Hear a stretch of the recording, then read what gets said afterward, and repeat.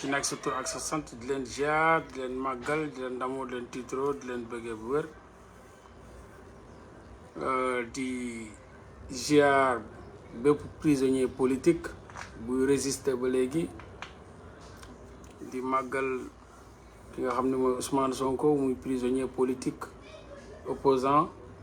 bi nga xam ni mi ngi résister ba léegi malgré que mi ngi dans les liens de détention ñi ngi résister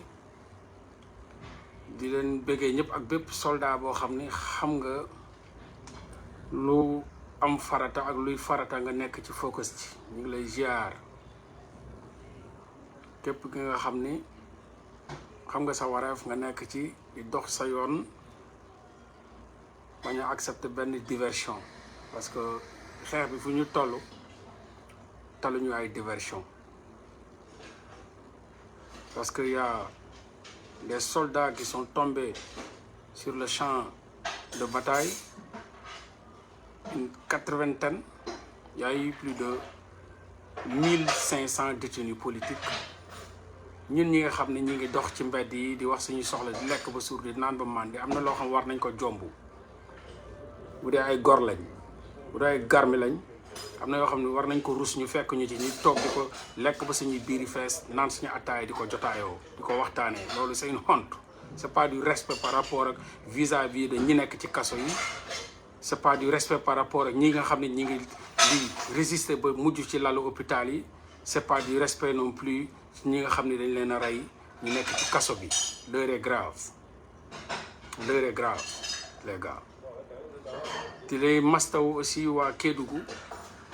ñi nga xam ne ñoo nekk ci Dindéfélo bi ñi nga xam ne ñoom ñoo nekk ca département wu Sabodola ñi nga xam ne ñi ngi leen di tirer ay balles réelles ñuy tomber ñoom tam comme des mouches ci champ de bataille bi ci loxoy dictateur bi nga xam ne mooy Macky Sall muy lu ñaaw lu doy waar lu ñuy ñaawlu di ko naqarlu mais chaque jour di xamal l'opinion nationale et internationale que le dictateur est toujours là en train de tirer sur des manifestants à bout portant di leen rey di leen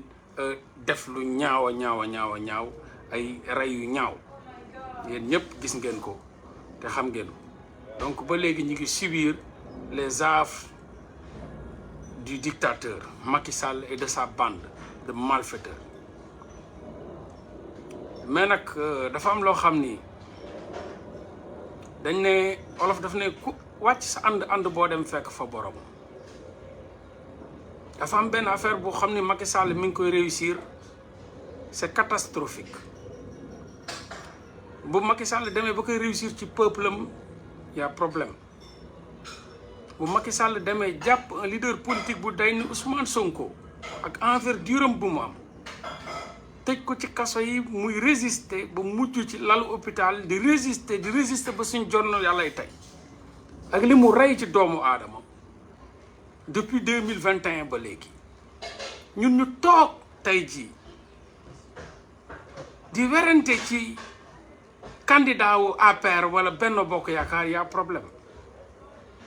Benno Bokk Yaakaar bu demoon indi ay yonentu sax ñun war ñu ko ragal ndax yàlla rocc na ruu séeru gi ci ñoom Benno Bokk Yaakaar bu demoon jëli Hitler indi ko du tax ñu gagné bu demoon jëli George Washington Bush indi ko sax du tax ñu gagné waxuma laa nag ay ñoo xam ni ñun gis nañ leen xam nañ leen de quoi vous avez peur pourquoi tout ce débat là ils ont droit de choisir qui ils veulent we don't give a damn we don't give a fuck live in the haro man dañoo dund mettit dañoo dund naqar dañoo dund système dañoo dund ay rey dañoo dund ay disparition on n'a pas peur de rien du tout qu'ils choisissent tout le monde we don't give a damn na Macky Sall dem jëli Amadou Ba teg ci Aly Ngouille Ndiaye teg ci Boun Ndiaye teg ci Dakar Ndiaye teg ci Toonou Ndiaye we don't give a damn man we stay focused we still and stay focused sur l'essentiel ay gaynde lañ lu ñuy fàdd ñun ay sànq lañ taxu ñu ñoo jóg ñun ay gaynde lañ dañoo mise suñu bët ci lu rëy amuñu jotu di lijjanti ay Boun Zelang Ndiaye ay Boun Zelang Ba ay ko we don't give a damn man ñun xam nañ mbër mu ñu àndal bu dee xam nañ ko bu ñu demee nag bay tiit bay bëgg a di werante kii la wala kaa la we don't care mais nan la équipe di football ak beneen équipe bi nekk fa il ñu lijjanti ñoom seen effectif di lijjanti effectif fu ñële y a problème là da ngeen ragal wala da ngeen nangu ni da ngeen jël defet lan la nan la équipe di footballé di commencé di calculer équipe bu ñële waaye sa waay nañ jël Ronaldo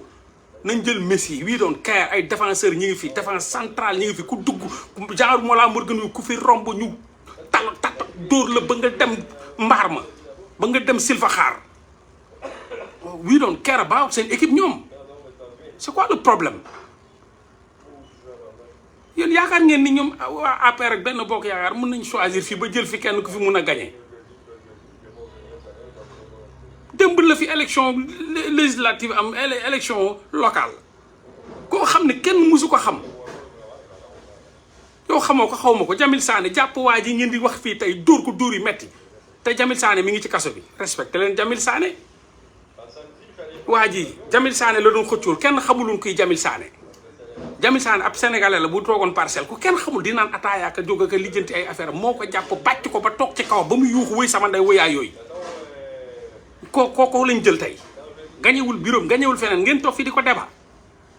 respecté leen seen bopp sama gars yi ku wàcc sa ànd boo dem fekk fa borom waxtaan leen ci seen ànd toog leen ci seen ànd gëm leen ni seen ànd dara gënu ko dëgër ngeen maintain ñun talluñu kooku Jamil Sané bu ñu ko xamee c'est grâce à Amadou Ba moo jàpp Amadou Ba dóor ko ba muy bëgg a dee ba muy woote wuy sama nday wuy yaay yooyu kaay leen atteñu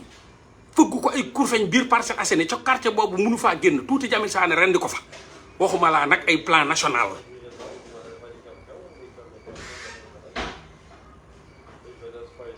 dañoo war a focus ci l'essentiel wala dañoo jàpp suñu bopp yi ni ñoom bu ñuy xam ñoom dañuy golo rek kii Jamil Sané dóor fi ba muy bëgg a dee nga xam ne moo siiwal Jamil Sané bu dul woon moom Jamil Sané kenn du ko xam parcelle sax xamuñu ko fa woon moom ay Jamil Sané promo ndax noq ko maanaam benn booy bu benn grand buy bandi bandul booy bu ndaw noq ko ba sëlëm ko booy yëpp ñëpp xam léegi Jamil Sané ci Parcelles Assainies ndax am nu mu noqee Amadou Ba ba sëlëm ko ñu jël ku mel noonu teg fii loolu war na doon débat loolu war na fi nekk di ay débat ku ne di wax naan lee man sa waay man dama focus de dama focus parce que dama gëm ni Ousmane Sonko Macky Sall def na ba tey gis ni Ousmane Sonko bu doon ñëw ci élection yi da koy bàcc waxuma laa mbalitu Macky Sall wala yéen da ngeen jàpp ni Ousmane Sonko bàyyi pare na bokk ci man kuy ragal Amadou Ba c'est parce que da ngaa gëm ni yow Ousmane Sonko demul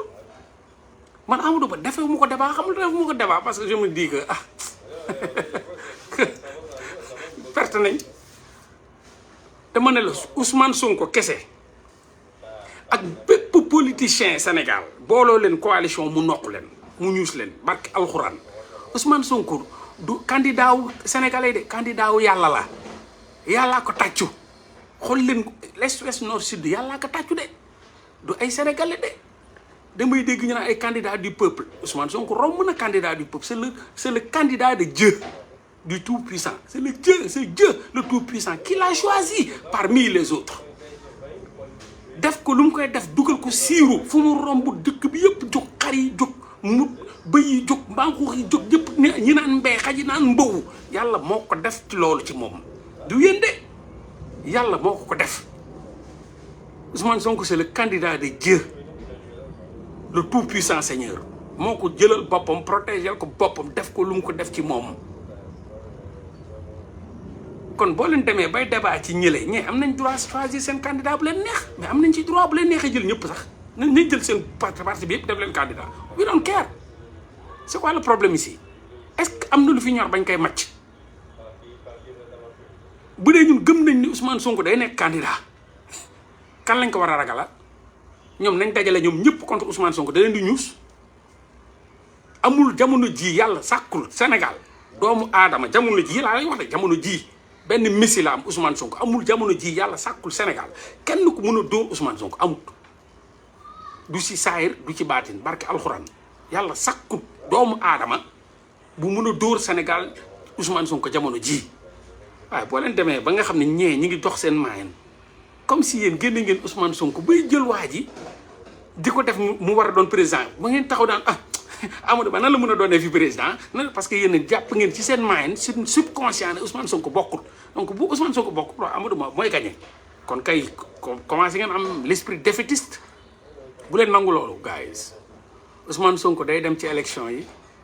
par A ou par B gis nga man xam nga nit lan laa koy gëmee mu constant loolu mooy gaynde gaynde buy dàqe benn mbir même fukki biche bu romboon du ko bàyyi gaynde bu toppee dara ne lii la bii la mun na romb yeneen troupeau du leen lijjanti bii mu topp nii dana ko topp ba fàdd ko gaynde du mus a topp rek jàdd du ko def bii lay topp di dàqe muy jàdd mu ànd ak moom ba na ko fàdd matt fii la lay gaynde di matt gaynde du matt fii lay wër bu la mattee ba taxaw ba nag la ba fatt sa nokki dootoo buuseeti da ngay caddi ba sedd guy mu warax la wann doxam et la vision du lion ou bien de l'aigle gëm leen seen bopp xam leen ni ki ngeen yëkkati woon bopp ba léegi deewul laggewul mi ngi fi di dund donc waratu leen am dara loo leen di ragal ni fii Ousmane Sonko moo fi nekk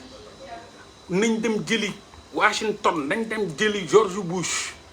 nañ dem jëli Obama sax buñ ko jëli woon indi ko Ousmane Sonko ñuus ko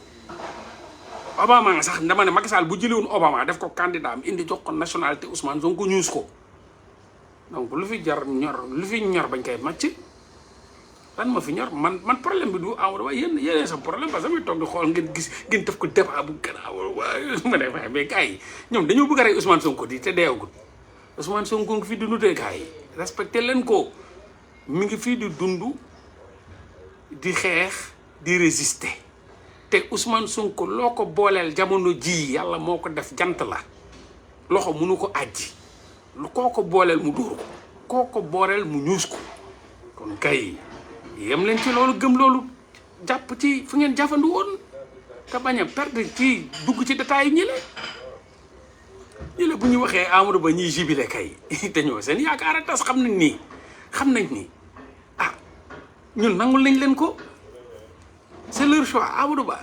on l'applaudit dañuy ànd ak ñoom applaudir mais ñu dañuy kontaan suñu biir xol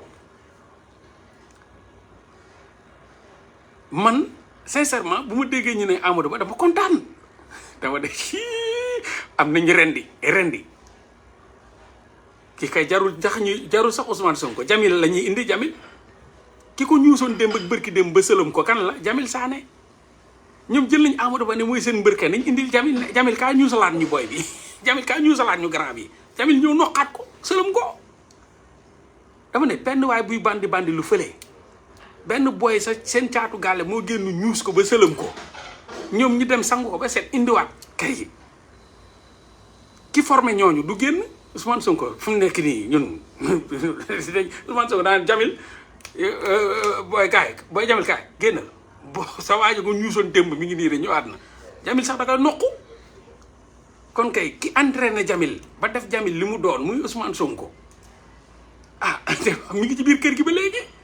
kon kay lu fi jar dégg ni Amadou baa ngi ñëw rek ngeen bëgg a dajji kër gi ku nekk di wax Amadou ngi ñëw non Amadou non sa waay ndànk am nañ booy bu ñu formé fii muy Jamil Sané nga xam ni ceinture blanc moo ñuus kii kon kay jaru ngeen di yuuxu waa jaa ngi ñëw na ñëw rek bu ñëwee ñu ñuus ko ceinture noire bi sax jarul muy jóg Ousmane ceinture noire la Jamil Sané ceinture blanc moo ko ñuus ba sëlam ko kolej ko xot muy yuuxu noq yi metti fii yàggul bari ki démb la kon lu fi jar daw bay daanu sincèrement vraiment wala da ngeen di xeeb seen doole bu leen xeeb seen doole gars yi gëm sa bopp ci jaamu yàlla la bokk gëm leen seen bopp man de damaa kontaan ba ma leen déggee ñu ne Amadou damaa tàccu ma ne affaire bi yombalal nañ ñu ko de yombalal nañ ñu ko nag léegi la kii moom premier tour ay dóor yoo xam ne la léegi la Ousmane dina leen fëgg premier tour 99,99%. 99,99% Ousmane Sonko dina leen ko fëgg yooyu kay man dama gën a kontaan barke alxuraan dama leen doon tàccu sax naan ay Amadou di kontaan na waaye affaire bi mujj na neex de tey yàlla bu ne waaw kenn du ne déet lii lépp yàllaa ko def. bu leen fàtte ni Sonko musuñu koo téqale ak doomu aadama ku dul Macky Sall lañ doon wax dañ doon wax Sonko Macky Sall kenn musoo dégg ñu ne Sonko ne Amadou Ba waaye yàlla bu defee ba ñun ñu xeex ba Macky Sall jóge fi kay mu indi Sonko kay mu indi Amadou Ba loolu mooy wane ni carte gi yeex na ñun nañ nekk ci luñ nekkoon rek Ousmane Sonko day dem ci élection yi dara mënu ko tere Ousmane Sonko Amadou Ba barke alxuraanul karim 9h élection yi jeex la ilaha illallah di nga dégg bureau de vote 10 000 votants 9,9 mille yëpp Ousmane Sonko keroog nga koy dégg affaire bii kay bu dee am ngeen baatin war ngeen xam ne Ousmane jël na nguur gi Amadou Ba Ousmane matul sax xëy Ousmane Sonko ñun jël nañ nguur gi cakas bin bi tey la gën a leer man démb laa ne man gëm naa nag damay cakas bin ci réew ma tey laa gëm ni réew mi dinaa fa dugg ak cakas bin cakas bin démb la leer dama kontaan démb bu mu dégg du mu jubilé waaw ay yàlla julli ñaari rakka ne sant naa yàlla suñu borom subhanahu wa taala kon Ousmane Sonko ñëw Amadou Ba lay demal ci élection yi nii kon élection yi Ousmane Amadou Ba lay jàkkaar lool la ilaha illallah ay waaye xaaral mu commencé woo gars yi ñu for nënd yi maa ngay ñëw sama ñëw leer na naññ nag sama ñëw leer na parce que bu dee nag di ngeen bëgg a rey Ousmane Sonko avant Amadou Ba bay bëgg a gëm ne Amadou Ba mun na fa jël nguur fu Ousmane Sonko di dund y a problème mais Amadou Ba bu Jamil Sané ko dóor kon kay man bu ma jàkkaarloo Amadou Ba bu ma ko dóorul ma gedd sama juddu sama njureel billaahi Jamil Sané moo noq Amadou Ba fii dama ne man laa la wax man Jamil Sané bu may xeexul maa ko gën a siw ëpp ko daraja man ëpp ko baatin ëpp ko lu yàlla def ci man dama ne barke Xaadimal Moustapha barke laa ilaha illallah buñ demoon ci élection yi moom man ak Amadou Ba ma ñuus ko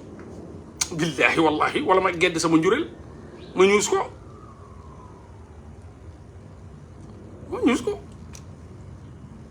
man ñii dañoo jàmmi rek dañoo jommi xamuñu fuñ jëm dañoo jommi waaye man gëm naa ne yàllaa may tiim billahi wallahi wa taalaahi maa mun Amadou Ba barke alquranul karim maa ko mun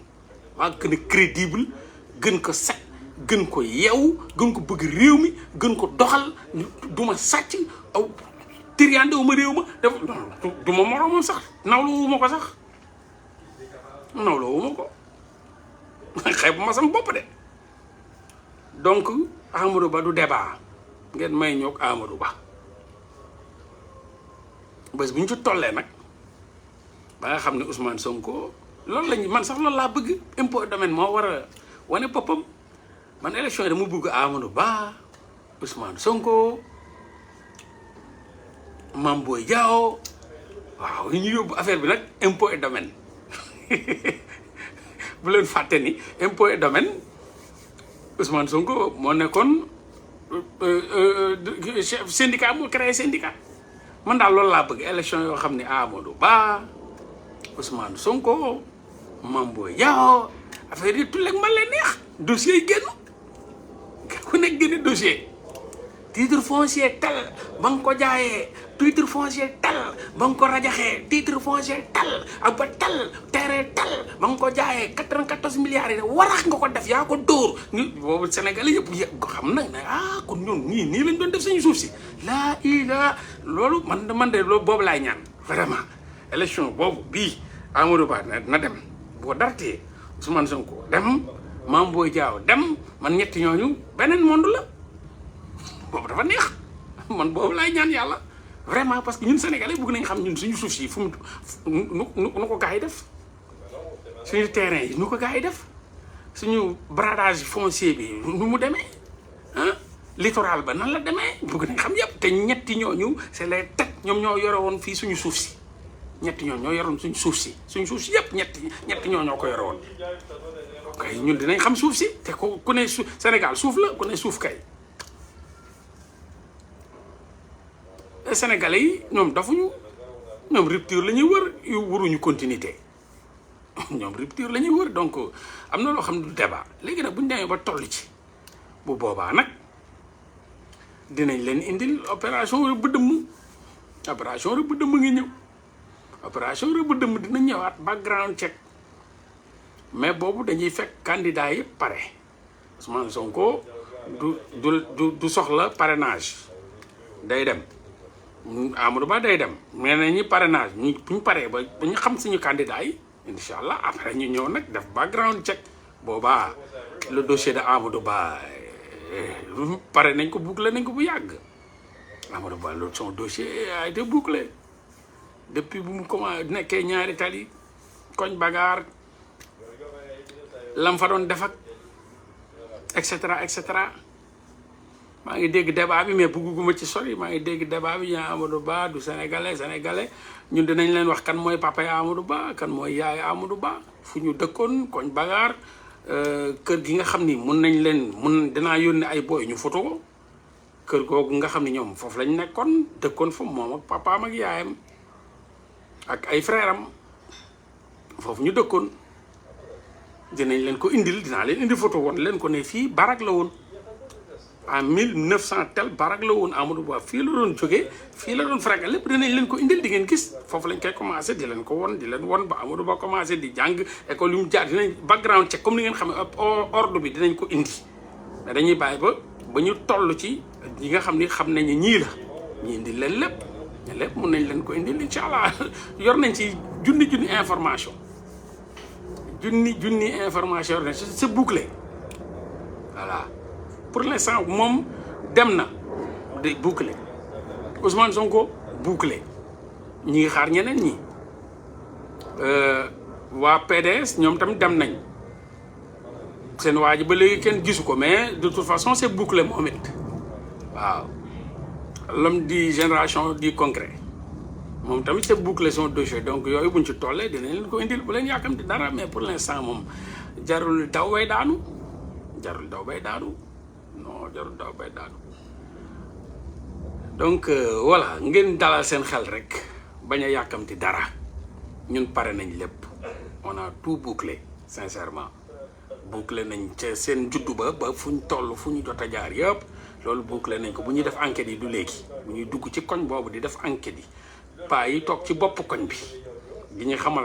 lan la papa Amadou Ba tudd lan la yaayam tudd fu ñu nekkoon luñ doon def fu ñu jógee lan lañ doon wax luñ nangam ba am luñ ko fa doon woowee tur buñ ko fa doon woowee fu mu doon fréquent yooyu yëpp nañ leen ko indi lépp tout màgg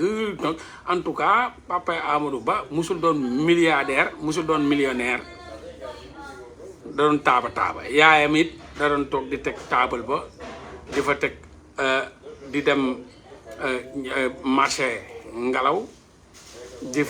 fa taaba it sincèrement xaw ma nag ñi nga xam ne dañoo bëgg a fenal Amadou Ba comme quoi que waaw baayam dafa doonoon milliardaire mu am ay milliards gis naa ko ci commentaire yi ma ne ko gars yi mën nañ fen papa Amadou Ba lu mu tudd ban milliard la am lu mu doon def lan la liggéey ba am milliard am dundum dafa metti woon trop sax waaw way dundam musul yomb man rek ba pare da ngay gis kenn ku la ne non waaye loo leen di wax ne papa am milliardaire la woon mais kan la milliardaires yi ñun xam nañ leen de boo nee Djily Mbaye la ñun ne xam nañ Djily Mbaye boo nee Ndiouga Kébé ñoom xam nañ Ndiouga Kébé boo nee Wuri Diallo bi nga xam ne moom moo doon jaay nekk usine benn tali jaay boutique pa boobu noonu ba léegi ma nga fa milliardaire la wala nga ne Diallo picc papa Amadou Ba milliardaire la mais wax ñu tur bi ñu dem xool ci milliardaires yi jot a am Sénégal xanaa wala milliardaire bu siwul la wala milliardaire boo xam ne biir këram la yem ku lay wax loolu du lu mus a wax du lu mus a tegal dossier donc ñooñu ay taxawaalukat lañ yoo xam ne jaruñu perte temps donc concentré wu leen ci li ngeen nekkoon mooy Ousmane Sonko am na éligibilité dara teewu ko dara xañu ko ba suñu conn yàlla tey dara teewu ko dara xañu ko du loi du règlement du dara donc Ousmane ba léegi mu ngi ci élection yi léegi mais kan ngeen ragalal Ousmane ku war a daje Ousmane ngeen ragalal ko kan loolu leen ko ragalal kenn bu leen ko ragalal kenn waaw voilà donc nekk leen ci li ngeen nekk ngeen focus sur l'essentiel le candidat Ousmane Sonko est toujours éligible mi ngi ci kenn mënu ko téye léegi nag bu ñu demee ba last line ñoom ñi jéem a indi seen pexe ne du dem yéen di ngeen fi toog ay élection di fi am sans Ousmane Sonko ah est-ce que yéen am ngeen fitu ñimee respecter seen nation ay élection ngeen di dem bay votel ay xawma Amadou Ba wala bun jonn wala ngeen leen di votel te Ousmane Sonko moom demul ci élection yi kooku xaru la kooku mooy tay la sa nation loolu tay la sa nation la te waru leen tay la nation bi Ousmane Sonko demul élection mënu am Sénégal te kenn du ko jiite parce que dañ dul bàyyi sax situation bi di nekk di stable ba nit di ko jiite kenn du ko jiite dañuy reyante rek dëkk bi dina mel ni événement naar yi lu fi musul am boobaa du ay koñ la ñuy taal dëkk bi dañuy tasaaroo nga gis gars yi di màbb di génn seen kër yi di dem di tasaaroo mbedd bi donc police sax moo doon mën a téye nit loolu moom mooy situation bu indescriptible lu ay nit yi génn di manifester wu dëkk bi mooy tasaaroo ñëpp di génn seen kër yi di màbb di dem ñu kenn xamul kan fu ñu jëm dëkk bi mel ni xam ngeen événement naar yi dem leen laaj événement naar yi est-ce que policier mun na leen téye ay mel ni lu tasaaroo ñii di dajji fii ñii dajji fee fépp tasaaroo fa da ngay romb nit yi ñii di daw góos day mel ni mujjum jamono bu boobaa dëkk bi dina mel ni mujjum jamono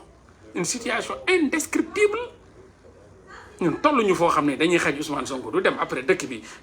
nekk mu gouvernable stable ñuy def ay élection xanaa foofu ay kon est-ce que foofu boobaa ay góor juddoowuñu Sénégal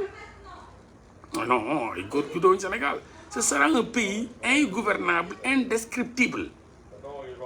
nit mënu ko gouverner bu boobaa doomu aadama koo ne kaay mu ne la noonu mënul nekk fii loo fi gouverner lépp lañ yàq lépp lañ sàcc lépp lañu yóbbu bu boobaa magasin du fi des dara du fi dox lépp la ñuy yàq lépp la ñuy toj lépp la ñuy jël lépp la ñuy vider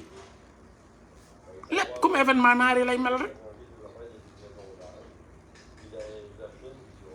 donc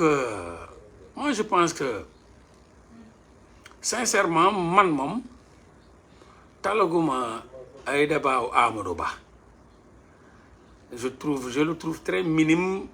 face à cette situation voilà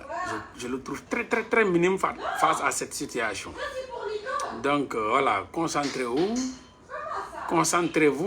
stay focus sur l'essentiel and that's it loolu moo am solo quoi ngeen bañ a perdre seen temps ci ay débat de futilité que Amadou Ba soit un Guinéen wala loolu man je suis un panafricaniste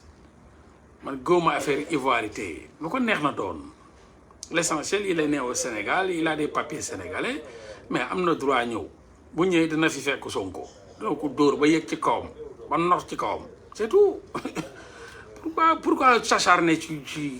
waaye nekkal Mauritanien Guinéen Malien moi je suis un panafricaniste voilà du ma mus a étiqueté nit kii fii la ne fee la nekk nangam ak nangam tu es sénégalais loolu boo ñu dugalee ci loolu comme day mel ni ivoirité moom moo taal Côte d'Ivoire te ñun ñëpp ñi ngi woote panafricanisme loolu du événement nit kii sax ñun ñii ñëpp suñu maamaati maam yi am na ñu ci bëri jógewuñu Sénégal bu leen fàtte ni fii y avait l'empire du Mali am na ñoo xam ne Bangoura lañ sant comme obi médecin bu ma ngi dem di ko defarali passeport am Bangoura mais gars yi dañ ay maamam Mali lañ jógee dafa dem indi certificat de nationalité ñu defaral ko mais c'est un Sénégalais il est né au Sénégal mais pourtant ses parents viennent du Mali am na ñu Diallo ñi seen parents viennent de la Guinée ñoo xam ni seen parents vient mais après tout ils sont nés ici donc c'est des Sénégalais quoi qu'il en soit c'est des Sénégalais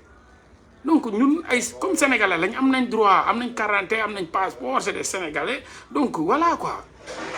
man loolu laa gëm on est africain am na yoo xam ne débat yooyu man moom kenn du ma ci xaar du ma ci dugg parce que je suis panafricaniste man damay woote l'Afrique unie du ma diviser jamais sama idéologie panafricaniste mayuma ma naan may indexé naan kii fii la wala kee fee la voilà kii fii la wala kee fee la kooku man ñimewuma loolu man awma fit boobu parce que lu may prôné la voilà man am na droit il est né au Sénégal non ok c'est cool il est né au Sénégal il a la nationalité sénégalaise il a le droit de voter waaw et après ses origines ne nous intéressent pas ses origines ne nous intéressent pas et Obama fan mooy il est né aux États-Unis fan mooy ses origines mais c'est un Africain Obama mais même les États-Unis on l'ont accepté parce qu'il est né aux États-Unis bu ñu xooloon ay origine am Obama kon du bokk en Côte d'Ivoire coow loolu moo fi indoon mbiri ki nga xam ne mooy Alassane Dramane Ouattara ñaan ay Burkina la jógee et tout en tout cas l'Afrique doit s'unir ci loolu mooñ tax a jóg l'esprit l'idéologie panafricaniste bi nga xam ne moom la Ousmane Sonko di prôné bokk na ci li tax ñu gëm ko panafricaniste yëpp gis seen bopp ci Ousmane Sonko donc doo dégg mukk Ousmane Sonko di débat ci yooyu donc ci dégg mukk ci débat parce que ils ont été aux impôts et domaines ils ont travaillé ensemble musul ñëw yow sa maam fii la jógee wala sa maam nangam loolu ñoom ñoo ko bëgg a def nañ ko refuser ñoom bu ñu créé loolu gars yi ñun bu ñu créé monde boobu kii saraxule la kii njaago la kii jullit la kii chrétien la kii fii la kii maamam non buñ dugg ci monde boobu guys waaw buñ dugg ci loolu on s'en fout de ses origines l'essentiel que on n'est même pas là pour parler de lui amuñu lu ñuy tiit amuñu lu ñuy ragal on a notre candidat non c'est Ousmane Sonko il est toujours vivant il vit il respire il est là il est éligible nañ gëm ni ku mu jaakaar lool duma la ak foo mun a bàyyeekoo ak foo mun a bàyyeekoo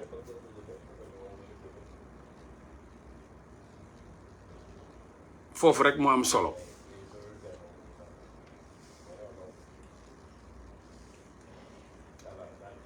maintenant comme ni nga ko waxee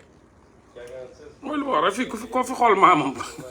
génn Sénégal de Sénégal bu muy am yàggul de Sénégal gi yàggul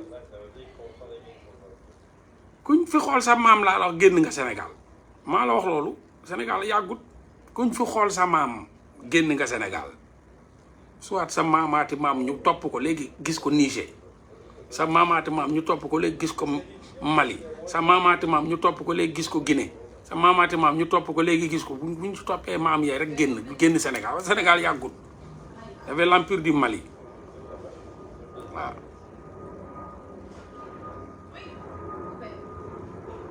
ki nga xam ne Sénégal la juddoo yor nationalité sénégalaise servir le Sénégal ba suñu jonn yàlla tey yaakaar naa du tey la ñuy toog naan ay maamaati maamam wala maamam on s'en fout de ça très sincèrement on s'en fout de ça voilà mi ngi noonu ku nekk ngi génne kii nee na man samay maam je suis d'origine malienne kee nee na man mii du côté de ma mère c'est la Guinée-Bissau et cetera fi ñu fi xool ba ñuy xool même côté Niass toppoon naa ko topp ba gis ko Niger sama sant bi Niass d'origine topp naa ko topp sama arbre généalogique ba gis ko Niger waaw toppoon fleuve bi ñaata ñëw seen maam toppoon fleuve bi wala doon ñëw ci porte yi jaaree fële jaaree ay lu mu tudd Saint-Louis et cetera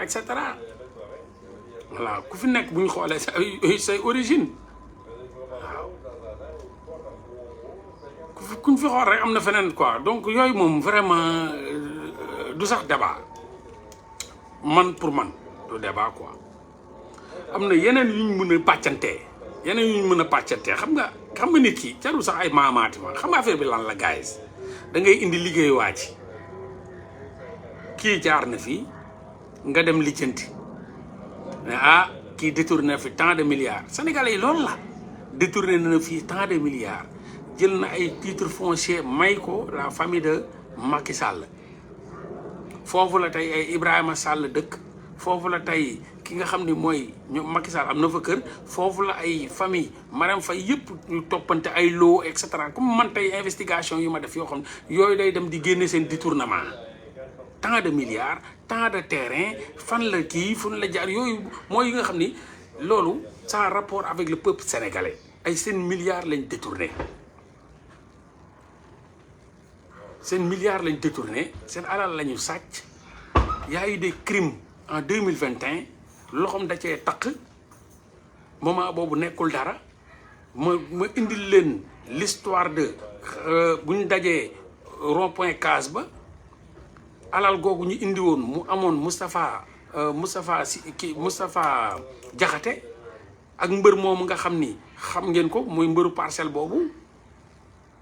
ñu jëloon xaalis bi jox ko gars yi pour ñu dem pour ñu bokk ci ñiy rey tout ça yooyu foofu la ñu war a dem di lijjën maanaam seen crime financier seen crime foncier seen crime yu ñu def de sang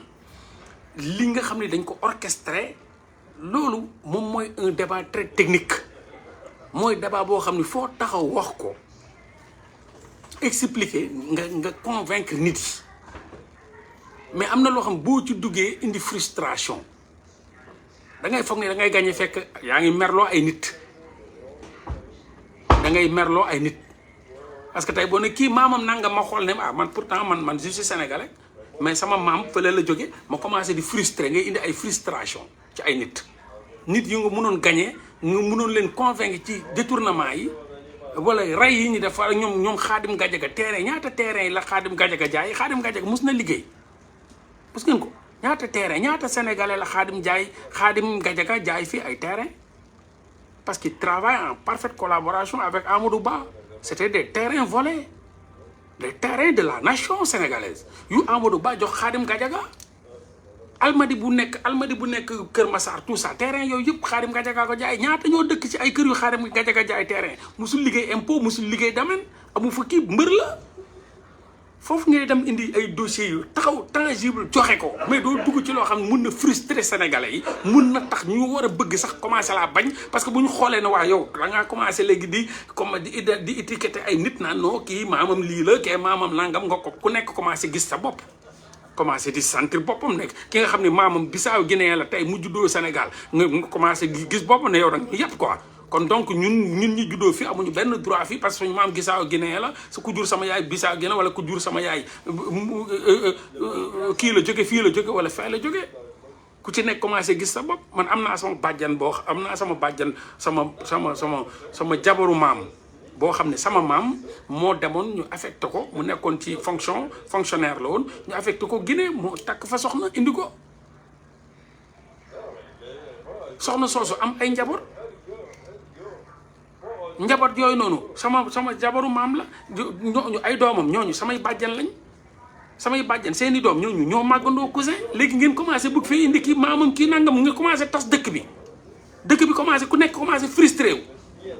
mais kii day saaga sama maam parce que man sama maam Guinée la sama kii moo ko jëloon moo ko takkoon ngeen commencé tasaare benn Stéphane Kabou bu commencé gis da ngeen commencé wax ay maam man samay maam aussi man sa Kabou ñu ngi jógee Guinée Bissau donc mais da ngeen commencé dugal ay affaire de maam pourquoi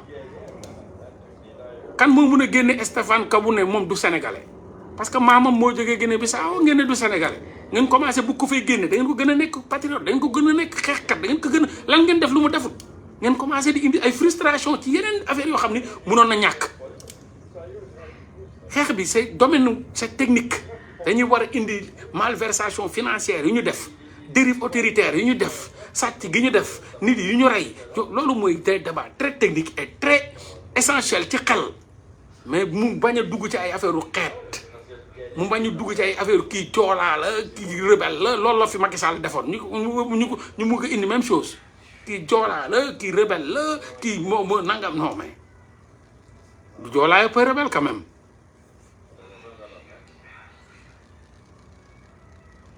après ñu bëgg a dugg ñeneen doon commencé rek pour débat ne waaw non joolaa boo gis mi ngi jógee Casamance aussi frontière ak kee ñoom ñëpp ñu ngi jógee Guinée nangam na non sama gars yi on prend l'unité africaine ku juddoo fii am fi këyit fii nga dëkk point c'est comme Obama foo la juddoo fa la màggee nekk na fa président liggéey na fa dem yoonam man je ne suis pas dans ce genre de débat damay jéem a xool nu ma la lijjantee indi la ci li nga def ci réew mi ci sàcc yi nga fi def luubal gi nga fi def yàq gi nga fi def toroxal doomu aadama yi nga fi def malversation financière yi nga fi def dérive autoritaire yi nga fi def ma tegal la sa bilan loolu mooy tax nit yenn yi du indi frustration nationale ku nekk dina gis boppam ne kii jëlal nañ ko lii wala jëlal nañ ko laa wala jëlal nañ ko laa man foofu laa cadré débat bi waaw foofu laa cadré débat bi donc les gars comme ni ma leen ko waxee bu leen bàyyi fi ngeen nekkoon na ñu focus sur l'essentiel voilà on a besoin d'un débat d'idées pas de xénophobie pas de comment dirais-je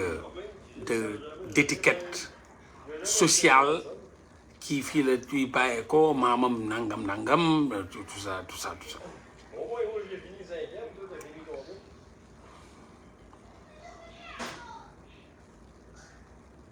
donc comme ni ma leen ko waxee stay focus sur l'essentiel dara ñoragul fi bañ koy màcc ñoom am nañ droit choisir ku leen neex yéen am nañ droit choisir ki leen neex affaire mbir yi foofu la toll ñoom am nañ droit choisir ki leen neex yéen am leen droit choisir ki leen neex point nu ma amee fulla ba choisir ku ko neex yow amal faydaw choisir ku la neex ñoom nee nañ Amadou Ba moo leen doy ñun nee nañ yéen nee ngeen Ousmane Sonko leen doy point léegi nag nañ jonkonte ñu xam ku mun sa morom duma jeexul lii fii lañ toll de débat amu fi de xool nañ ko leen neex ne kii la ñun ñu xool ku ñu neex ne kii la léegi kaay ñu dajaloo ku mun sa morom duma vraiment soxlawul wax ju bari ak coow lu bari ñoom choisir nañ ki leen neex Pastef def nañ seen ay cérémonie de ñoom tam nee nañ Ousmane Sonko mooy seen plan A di plan B di ba plan Z léegi nag jonkonte fi des na Ousmane ñëw kii Amadou Ba ñëw je pense suba incha allah Mame Boye Diao dina def déclaration am Mame Boye Diao ñëw et puis ñu bàyyi gars yi nag ku mën sa morom duma wax ji jeex sénégalais yi choisir jàmm na ñooy loolu kay jarul werante ak dóorante ak gaañante ak kii maamam fee la jógee maamam kee la woon maamam langam la woon de toute façon je pense que sénégalais yi ñi ngi chercher pour break système bi mooy jëlee fi li fi nekk teg fi li leen di jëriñ ñoom xam nañ ko sénégalais ak loolu mën a waxal sa waay ñàkkuñu fayda nag de yéen ngeen di yaakaar di sénégalais dañuy ñàkk fayda sénégalais ñàkkuñu fayda de billahi coow li yàgg na fee bari mais bu desee lu dul élection di ngeen gis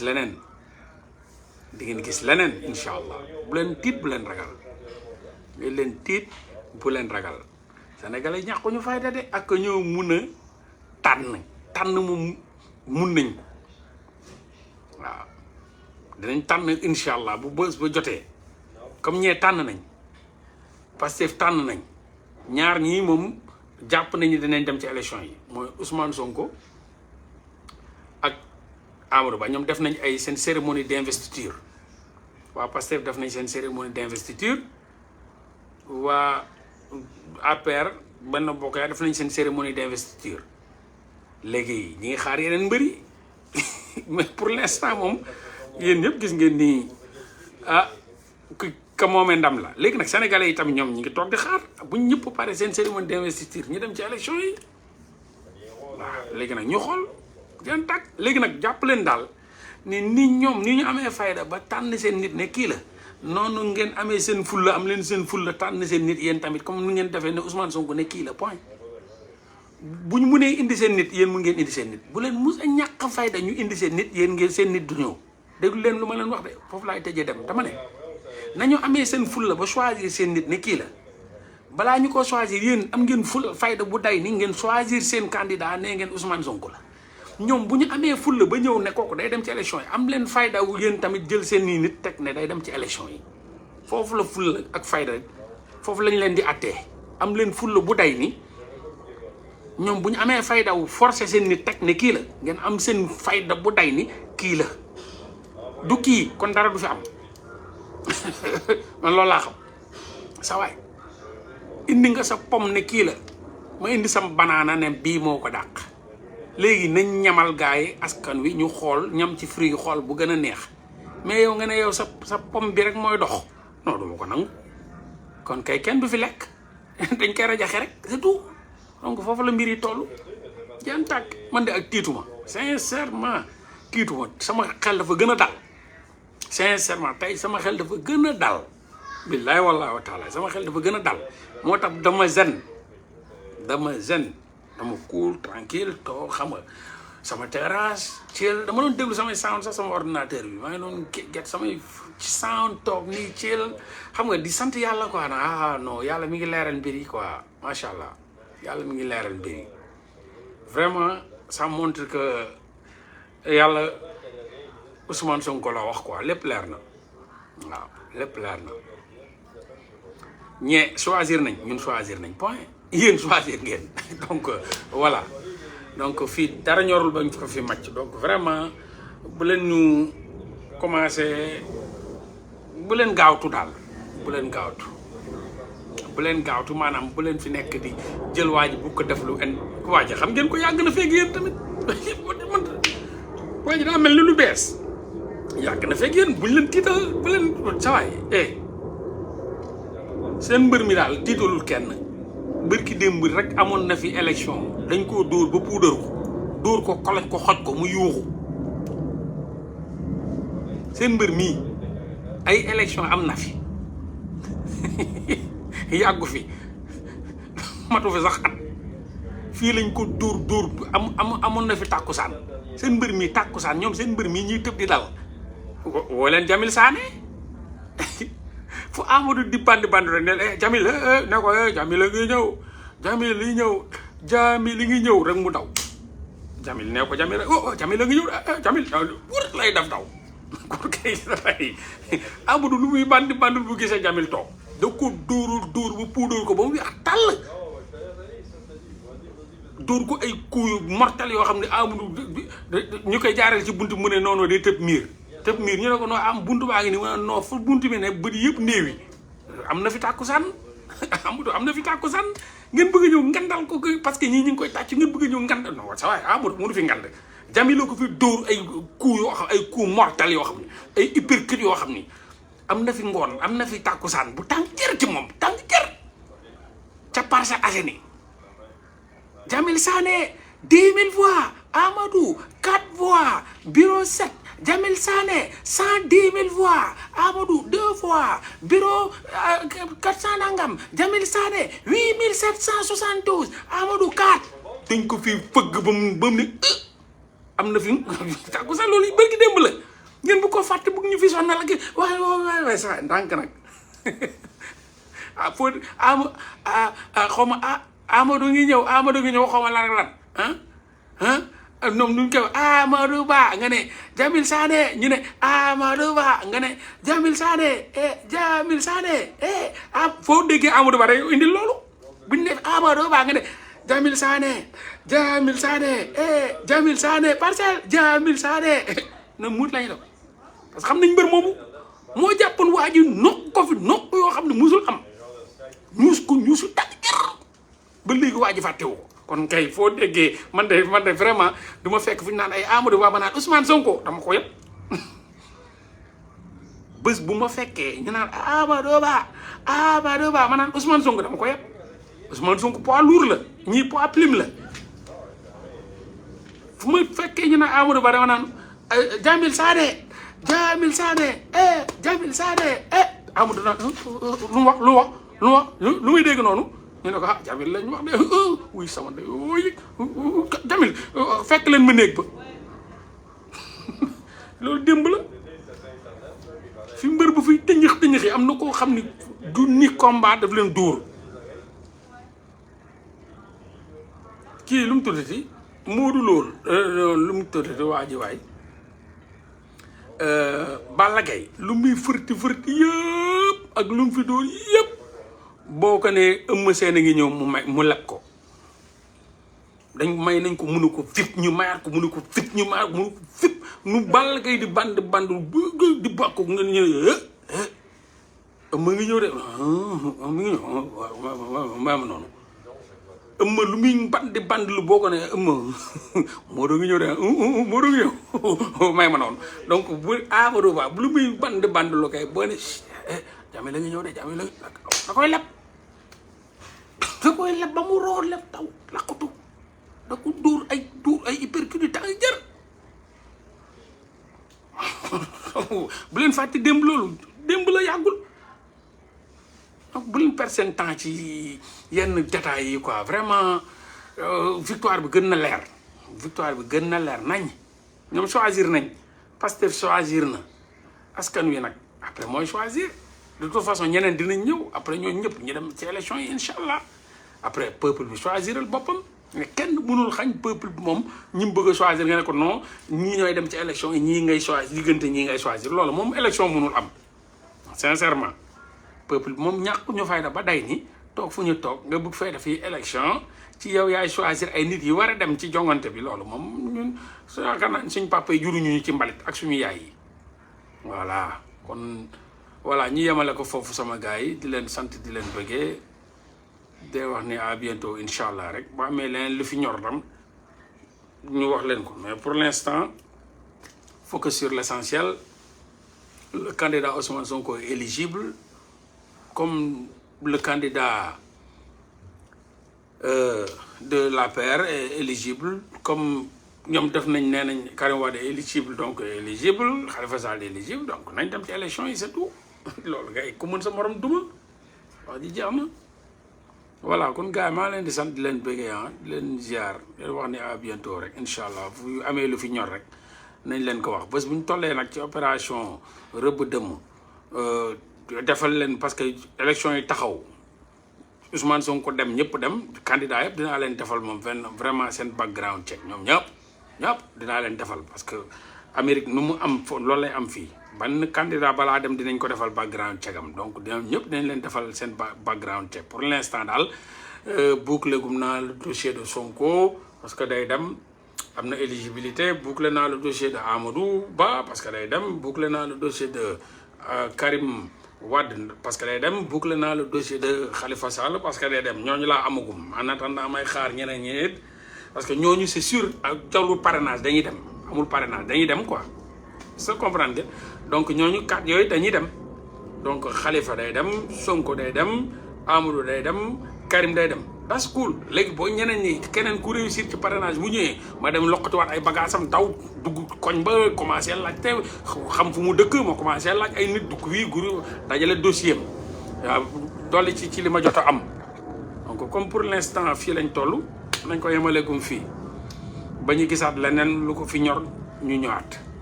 voilà ñooñu amaguñ lu wóor dañoo wax ne dañuy dem dañoo bëgg a dem waaw ay ñoom Anta ay ñoom Ali dañ ne dañoo bëgg a dem léegi nag bugguma teel a perte sama temps di sëgg ci Anta far Anta munul amul sax lu mu tuddati amul sax parrainage loolu dossier bu ma yàq la donc bugguma perte temps ñi dem maa ngi leen di lijjanti seen dossier bouclé ñi demagul bugg ku ma fa perte sama temps yàq samay encre ak samay recherche ba pare waa ji gañewul amul sax kii maanaam amul sax parrainage donc nañ bàyyi ba ñooñu ñi war a wut parrainage ñi ma leen wax ni day ñoo dem mais nañ bàyyi ba ñeneen ñi am parrainage après ñu lijjanti leen mais bugguma perte sama temps ak samay recherche dafa metti recherche te kooku après amul tamit yàq salive la wala yàq encre la voilà donc ñii nga xam ne ñun ñëpp wóor nañ dañuy dem mooy cadre yi ñooñu parrainage seen dossier ñeneen ñi ku ci ñëw ku ci rëcc ma lijjanti sa dossier après ñun ñëpp muñ tollee ci élection yi dañ leen defal ay background check spécial kii ba mu jeex tàkk incha allah kon gars yi ñu def noonu on love ñu fanaan ak jàmm peace and I'm out